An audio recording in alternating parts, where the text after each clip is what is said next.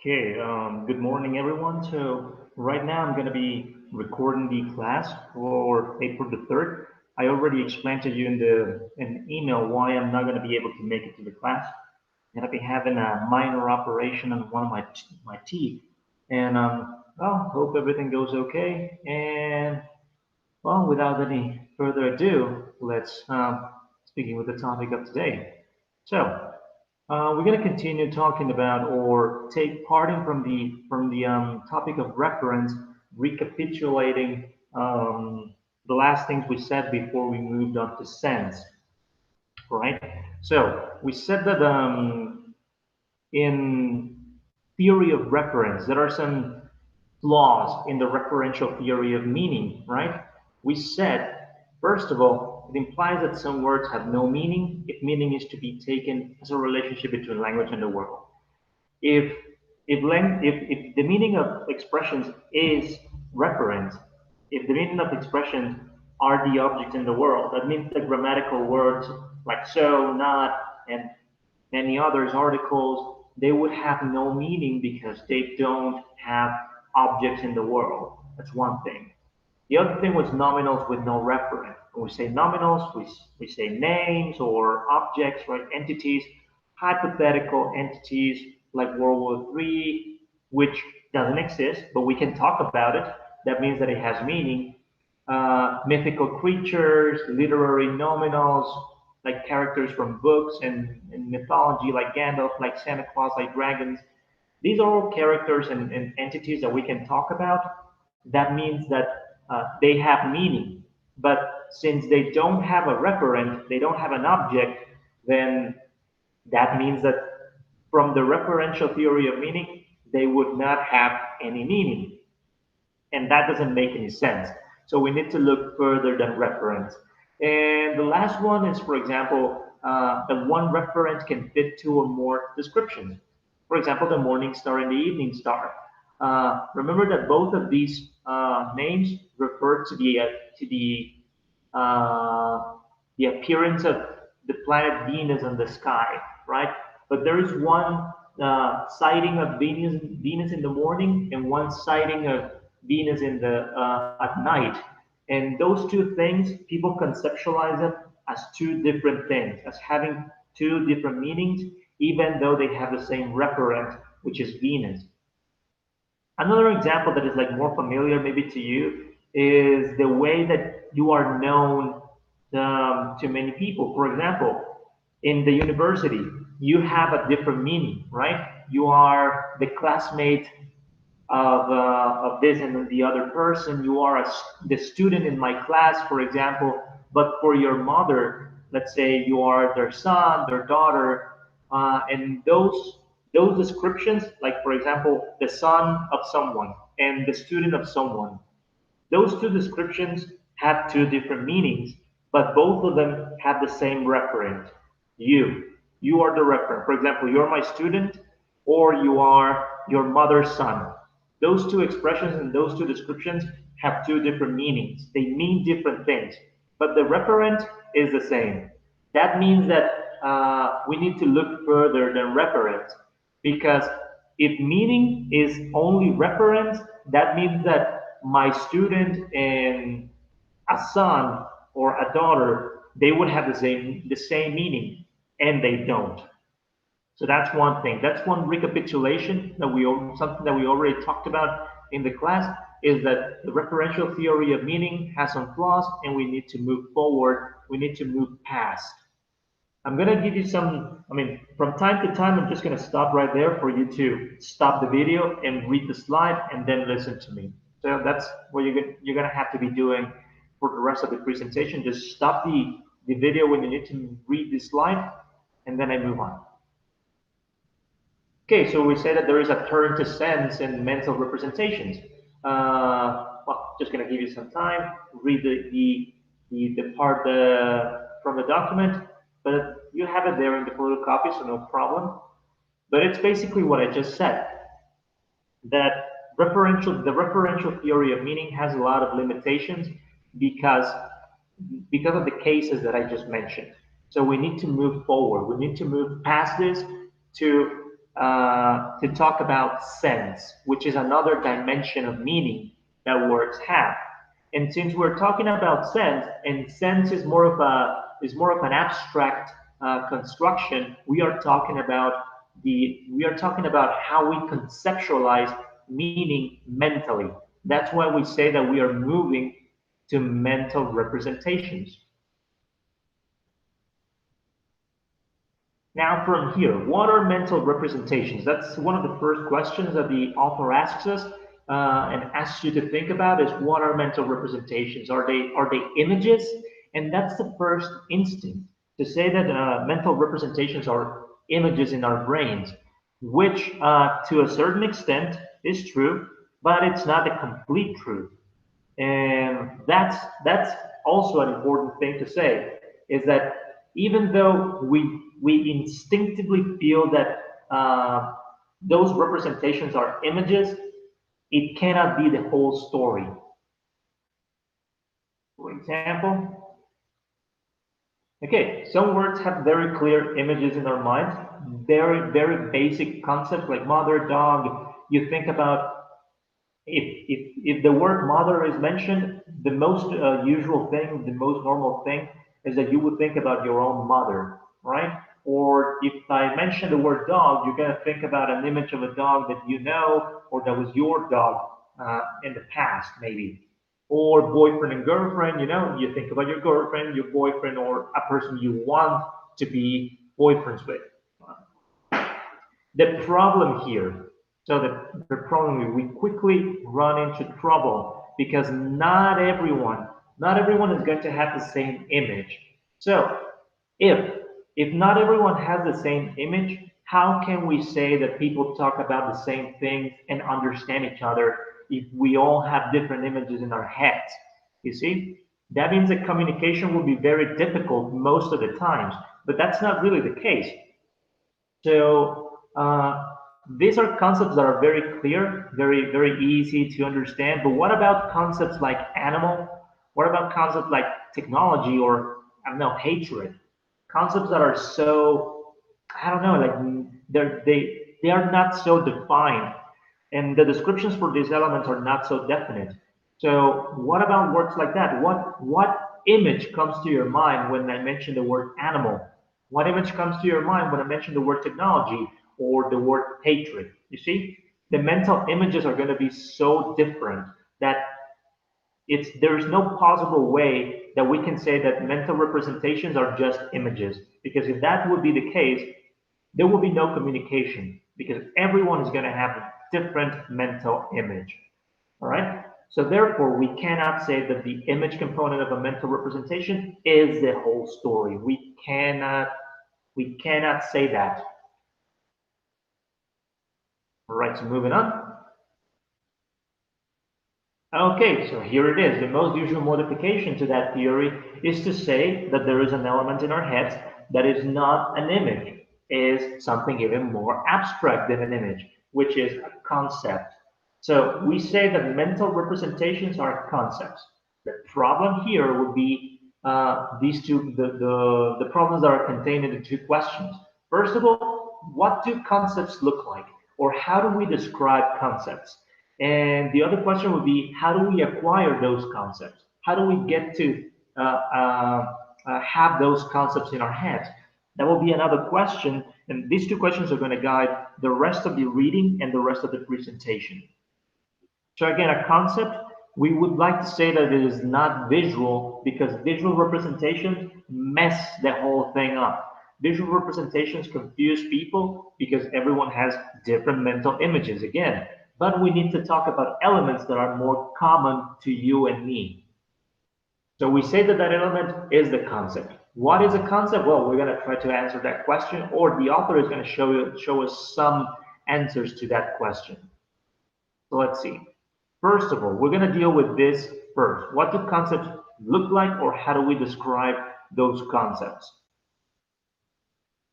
Okay, so we say that studying those concepts is important because normally we express those concepts through language. That's usually what we do. We express those concepts through language. And we say, or the author also mentions, what we call lexicalized concepts.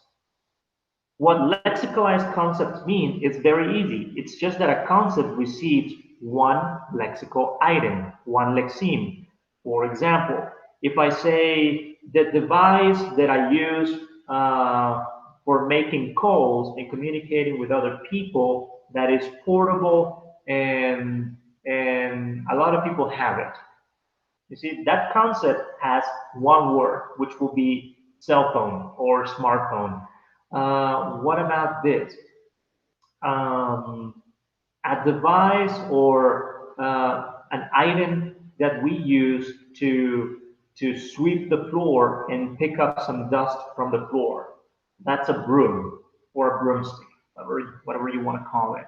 But the general idea is that there are some concepts that have received one specific word to represent them. That's what we say are lexicalized concepts.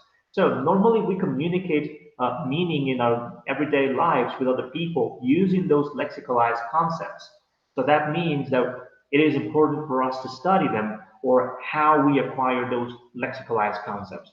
Okay, so we say that those concepts, they are elements which might be recipients, they might be containers for some essential descriptions or characteristics of entities, and that's how we recognize them and talk about them.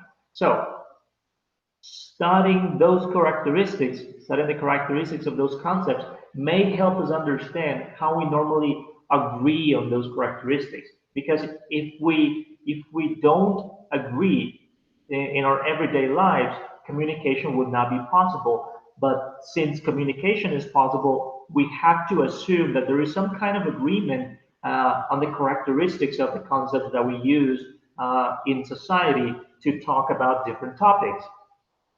So studying those concepts is going to give us some idea of how we agree on those points. Okay, so even though that the answer for what a concept is precisely, that's very difficult to understand. That's not something that just you just understand immediately. It's something very intuitive, but not something that's easy to explain precisely in words. So normally, linguists or many linguists like to leave the question of what is a concept to psychologists or philosophers, but some others have tried to give their own descriptions. And for some semanticists, it is important at least to try to give a description of what a concept is. So we're going to see some of those models, some of those attempts to describe what a concept is. Okay, before we move on, let me take a water break.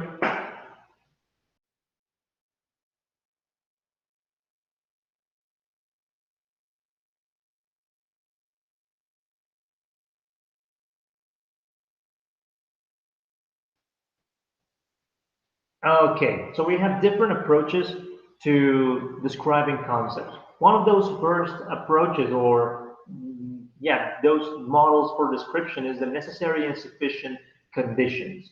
I'll give you some time, pause it, read the summary, but anyways, this is something that you have in your document. When we say that something has necessary and sufficient conditions, we say that basically we are trying to describe the concepts by giving attributes of the concepts. Like for example, it has this, it has that. In order for something to be, let's say a dog, it needs to have what? Four legs. It needs to be a canine. It needs to be hairy and fuzzy. You see, those descriptions, those are what we call necessary and sufficient conditions. Necessary conditions are the conditions or the attributes that the item needs to have, absolutely needs to have, in order to belong to a concept, right? Sufficient conditions, it's kind of similar, is related, but it means the set or the group of conditions that are simply sufficient for us to recognize the concept. Maybe we don't need every necessary condition in order to identify the item as belonging to a concept. That means that we have sufficient conditions. But anyway, we don't need to spend too much time um, thinking about this approach because it's actually the weakest of the approach. It's the weakest of the theories presented by the author. Right. So this one is the weakest one presented. It has many problems that need to be addressed and changed. For example, let's say we have the word chair, right? What are the characteristics that make a chair? So for example, if it has four legs, we would like to say it has a seat, right? You can sit on it. It has a backrest, and normally you find it in houses or in restaurants, right? The places where you might find them. And you would like to say that these are, I don't know, between necessary and sufficient conditions. We're not going to debate as to what conditions are necessary and what conditions are sufficient because actually that's one of the problems. But let's move on. Let's say just for the sake of the example that these are some of the conditions that a chair needs in order to be a chair. The problems will be then this. All right, I'm gonna let you read this really quickly. And the problem will be, first of all, people don't agree, or it's very difficult to agree on what conditions are supposed to be necessary in order for a concept or in order for an item to be an example of that concept, right? It's difficult for people to agree on that. That's one of the things that we can say because we can raise for some of these conditions we can raise some questions. What about a three-legged chair? Can we have chairs with three legs and still be a chair? What about poofs which have no legs at all and they have no back rest? Can we consider a poof a chair, some kind of device, because you can use it to sit down? So what about it? What about electric chairs, the ones you use to execute people? Are those found in restaurants or houses? What about a torture chair? Is that something you can sit on?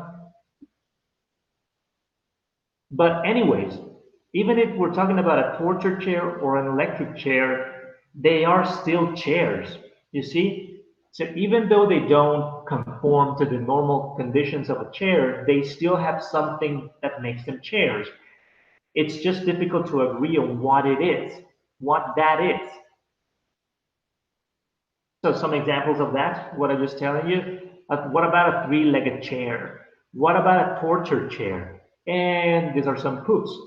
They are not chairs by first sight, but you can use them to sit down. So how do we classify them? They have some chairness to them, right? They have some elements that are share with chairs at least.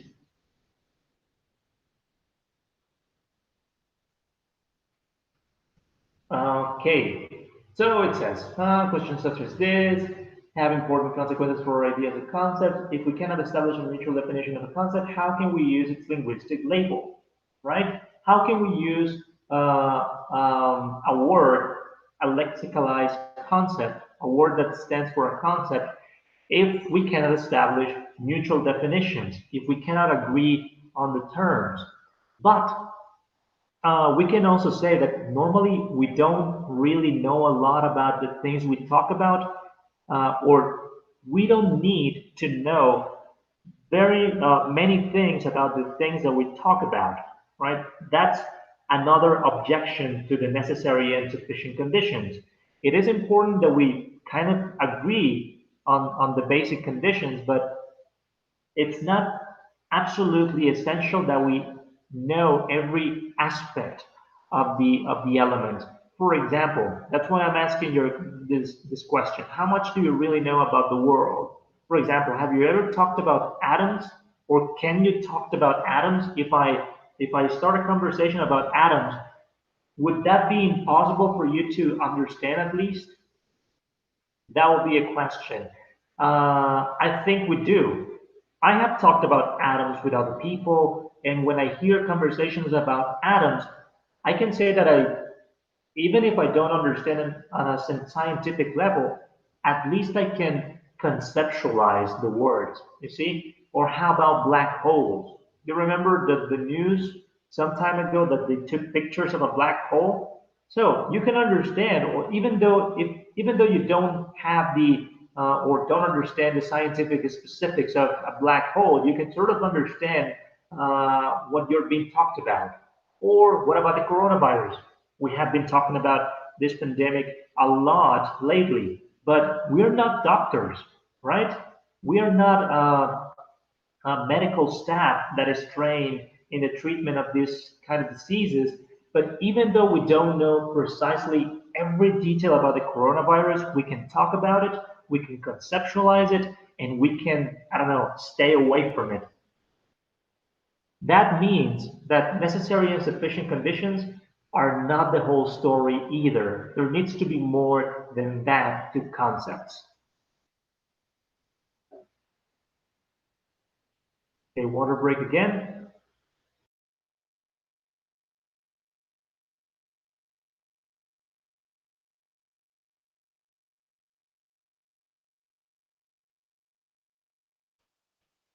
Okay, so moving on. The next theory, which will be a stronger theory, one that is more supported by psychologists and linguists alike, is the prototype theory, prototype approach. This model identifies different items as, first of all, identifying what we call a prototypical item or a prototype, right? So when we say chair, there is a prototype of a chair that comes to our mind. Then the rest of the elements are going to move closer to that prototype of chair, or they're going to move far away. That's why I put the torture chair right here, because it moves far away from the prototype of a chair. In this case, I chose this to be the prototype of the chair because I don't know. I think it's a mental image, or that we have that a lot of us share, that it's very common. So, but we're gonna talk about prototypes in a minute. But for the moment, just for the sake of the example, let's say that this is the prototype or the prototypical chair, right? Now we need to identify how the rest of the elements get closer to that prototype, or they move far away. This has been more accepted in the linguistics and the psychological field. This approach.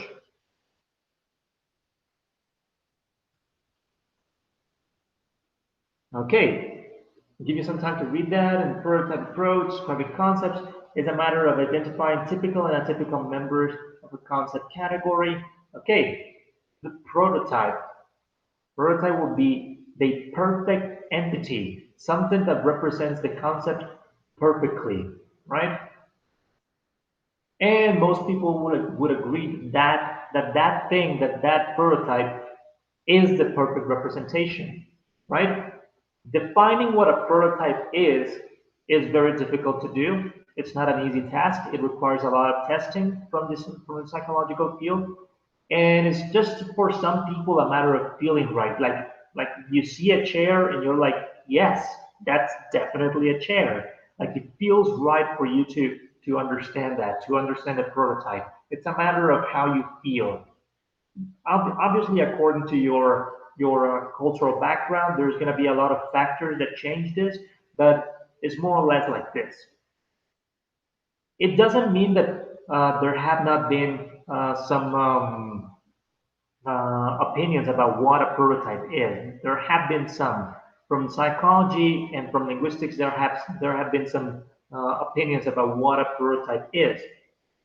So, for example, from the field of psychology, some psychologists have said that prototypes are abstractions, that they possess some characteristic features.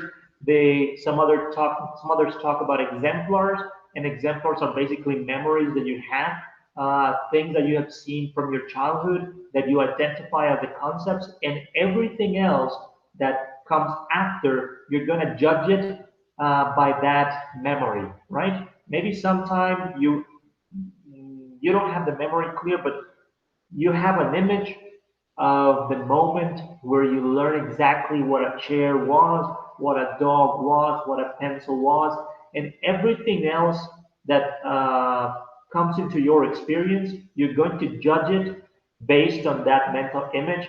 And in that way, you're going to try to figure out if that element belongs to the concept. All right, one of those examples, one of those explanations um, about the prototypes is the one by Lacoste and Fillmore, right?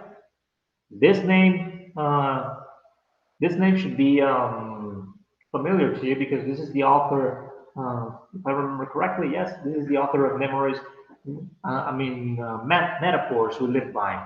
So they, both of them have different proposals, but they're very similar. They propose frames and idealized cognitive models, right? Those are sets of cultural information, and for them, cultural information is kind of important. So using that information, you identify or you judge an entity as it belongs to a concept, right? And the more your intellect evolves, the more your knowledge about the world changes, then there is going to be a division in your knowledge in your brain.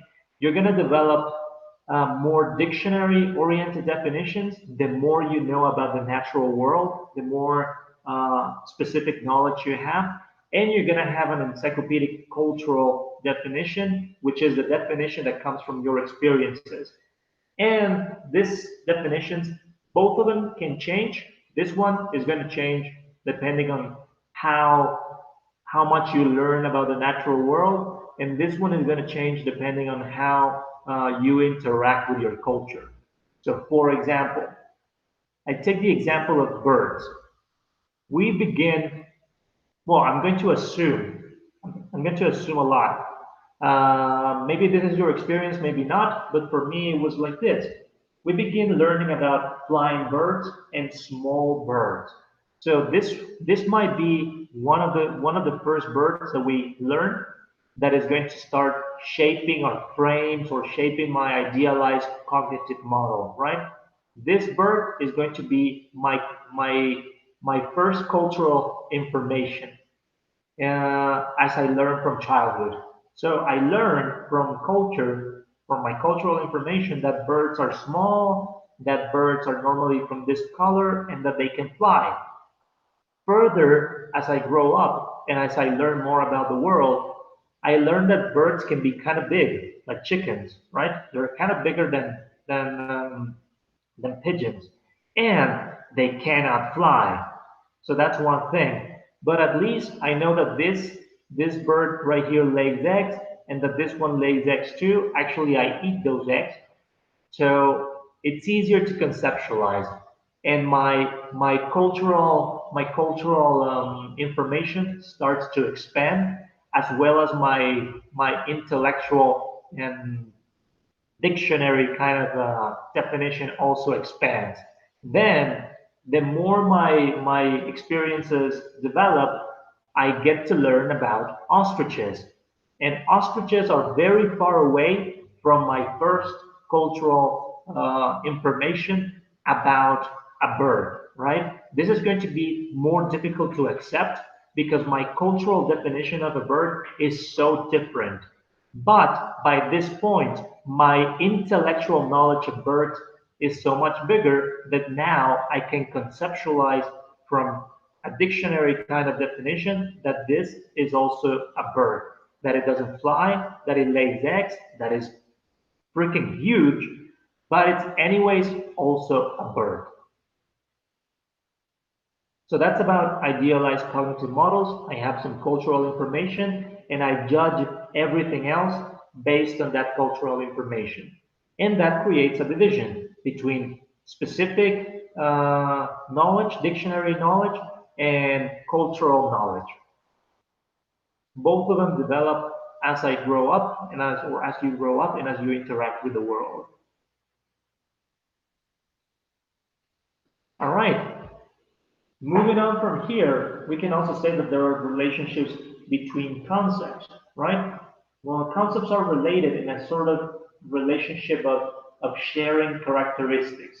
So, In the psychology literature and in the linguistic literature, they have found in their studies that concepts relate to one another as sharing characteristics. Let me have a water break for a moment.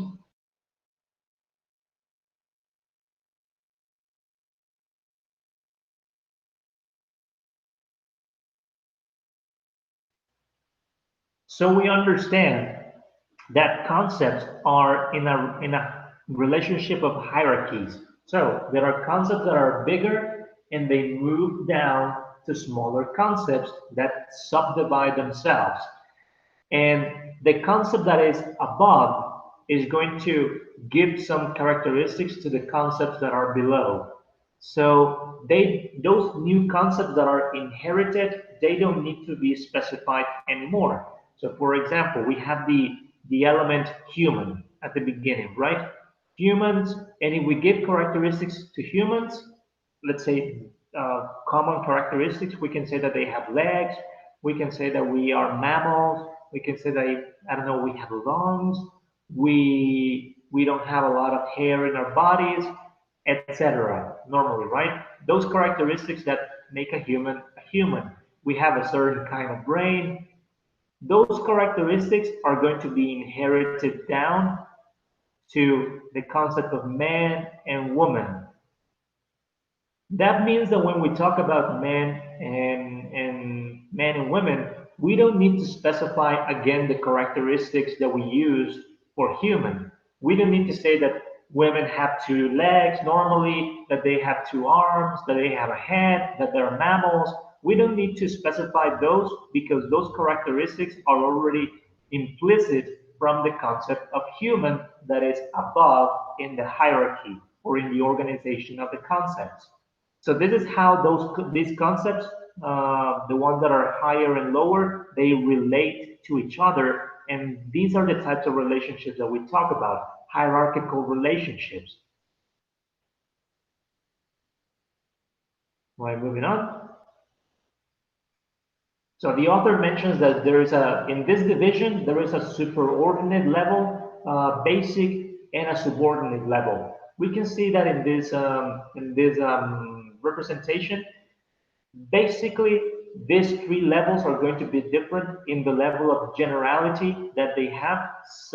One of those levels is the most general. There is another level that is less general, and another level that is a little bit more specific. So, for example, we begin on the superordinate level, and this level is very, very vague, very fuzzy. It doesn't have a lot of specificity. So, for example, we have concepts like in our heads, we have concepts like vehicle, but what's a vehicle exactly? Can you define the word vehicle in the light of the many vehicles that we have in the world? It's difficult, you see? Having specific characteristics for the concept vehicle is going to be very difficult to do. Uh, so that's when we move to the basic level. And the basic level is made of more cultural elements that are closer to us and are more recognizable. This basic level has, first of all, yes, it has a lot to do with our cultural knowledge and with the knowledge of our experiences. And it's a little bit more inclusive than, sorry, it's a little bit more specific than the superordinate level, but still, it's not so specific. It's more related with what we recognize on a regular basis from these concepts. So if we say vehicle, then we immediately try to jump to our cultural experiences to talk about trains, if we have learned about trains or planes or cars or boats or tanks. But as you can see, each and every one of these elements, it's still a little bit vague because trains, we have many types of trains, we have many types of planes, cars, etc. And that's how we jump to the subordinate level, which is going to be a more specific level of conceptualization. In this level is where or the psychologists say that we have the more specific concepts. For example, in the concept of car, We have station car, sports car, a limo, limousine, an off-roader, a jeep, a van, a minibus, etc. In these cases, we are going from less specific to more specific to very specific. And that's normally how we organize, or that's the suggestion as to how we organize concepts in our heads.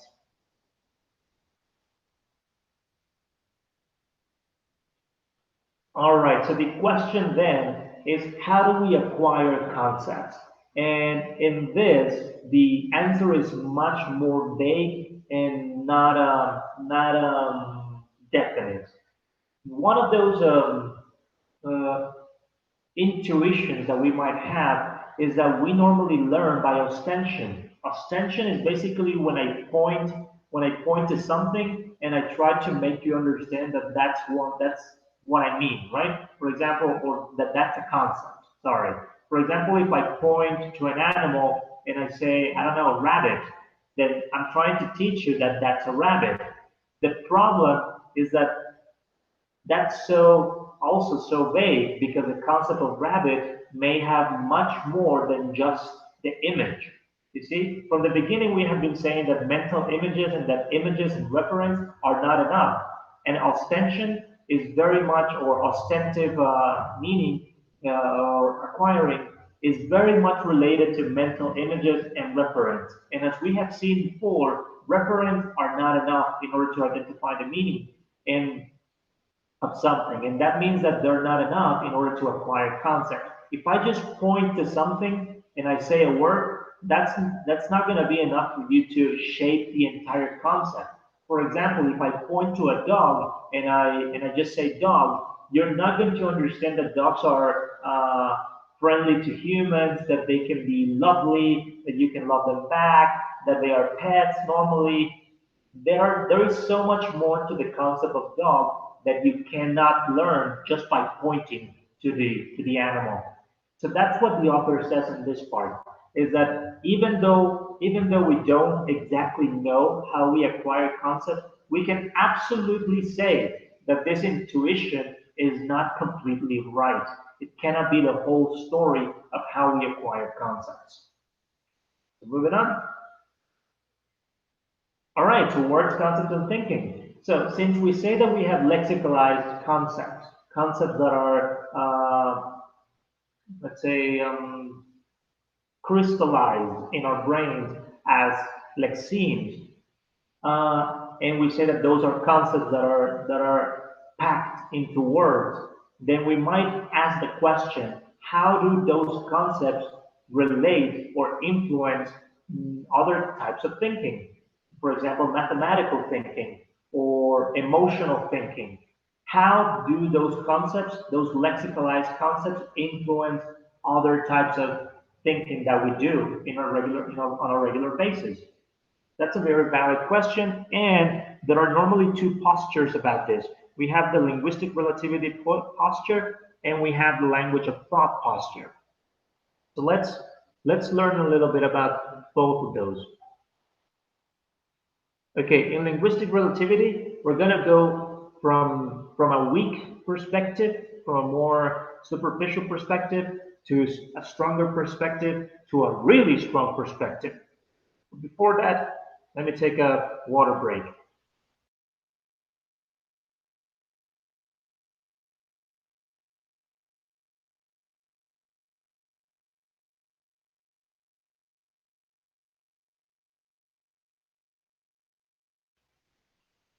Okay, so linguistic relativity in general is the proposal that the language that we have and the grammatical constructions of our language and the limitations of those constructions are going to limit the way we think about the world and the way we conceptualize the world. That's basically the essentials of linguistic relativity.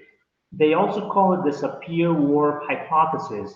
The Sapir-Whorf hypothesis because, well, it's very much related to the ideas of Sapir, Edward Sapir, and Benjamin Lee Whorf. But the beginnings of this way of thinking, they come from Franz Boas, who was an anthropologist. And as he learned about different languages, he noticed that some languages use few elements, few words to talk about some concepts, and some other languages use more words, or vice versa. That means for him that we have different ways to conceptualize situations. So the question from the ideas of Boas was, how big is the extent of these differences in conceptualization? How big is the extent? Is it a big extent that compromises our thinking, or what happens here? So that's why we begin from a weak perspective. He just started noticing some patterns. Then his apprentice Edward Sapir, who was also kind of an anthropologist and a linguist, he followed these ideas and he generated a stronger view of this, in which he said that actually the language that we speak kind of conditions the way we think and we conceptualize the world. And then later, Benjamin Leaworth uh, coined the term linguistic relativity. He was the one that coined it starting from Sapir, and he had an even stronger posture on this matter. He said that concepts come from the agreements that are included in the structure of a language, and we cannot think anything. We cannot speak, we cannot think, we cannot conceptualize the world outside those agreements or those elements from our language. We are basically slaves to the organization of our language, how our language is organized, and we are basically, yeah, we're slaves to that, and we cannot escape. We cannot think outside that. This brings some serious implications for semantics. For example, how can we understand meaning in other languages if we cannot think outside our own language, or if it's at least very, very difficult? Can we find some common ground?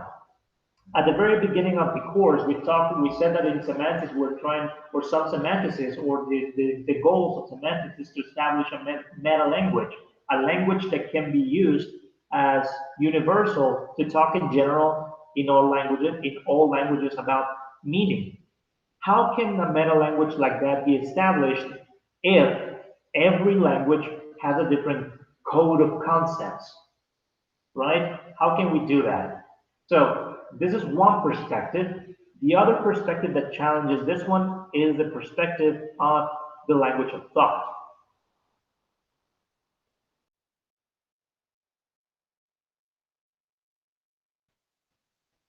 Okay, and for the language of thought, one of those main proponents of this one is Steven Pinker. If you want to read about him, there are many books about, from him. And he is more from a cognitive side of linguistics, right? So, from the language of thought hypothesis, they dismiss the linguistic relativity, pointing to these two arguments. First of all, they say that there is a lot of thinking that we do without language. For example, they cite remembering or reasoning in babies who do not have language. So certain processes in our head use more than language, or they don't use language at all. They use a kind of language of thought, which they call mentalese. So instead of a traditionally defined language as we see in linguistics, right? Like a spoken language. The other, so that's the first objection. The second objection has to do with this, how language actually makes meaning simpler. When you want to communicate something to someone, normally, or there are some cases, I'm sure everyone has felt this way, in which you cannot find the words to communicate what you want. So actually, you make meaning simpler, and you pack it down in your words, and you minimize your thoughts in your words because you cannot find precise descriptions for what you feel or what you think. That means that there is more thinking than what you actually codify in your language. You see, so these two objections are raised from the language of thought hypothesis in order to say that the way we conceptualize the world is more than just language, is more than just that. It has to do more with processes of thinking that are more than language. From this perspective, it is easier to reconcile with meta languages and stuff like that because it it says or it establishes or it implies that every one of us have the same or very similar mental languages, and therefore we can understand each other in a more coherent way, or at least that it is possible for us to understand each other or understand concepts in different languages. Okay, and lastly, about thought and reality. We can just read this section and be satisfied about how semantics or how linguistics relates to philosophical questions. Many philosophers just, linguists, they simply leave those questions of philosophy to philosophers. Like, let those people think about the world, think about how language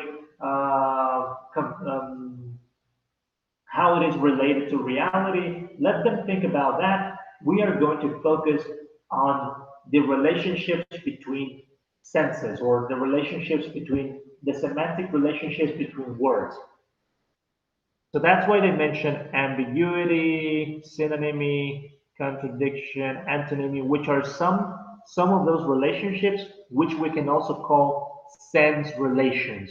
The relationships that the senses of words have. And this is more or less the focus of semantics to a very large extent, to study the relationships between words. And this is why it is important for us to study not only reference but sense, because a lot of the relationships between words in language have more to do with sense than with a reference itself.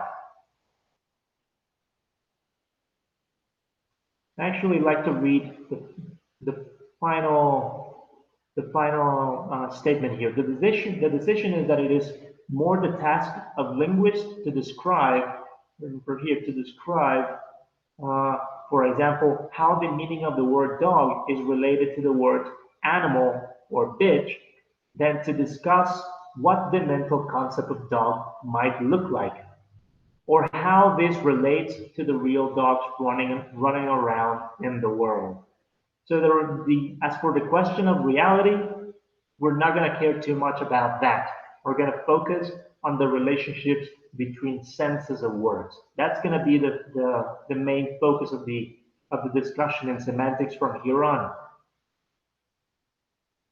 Okay, so that was more or less what I was going to talk about in class.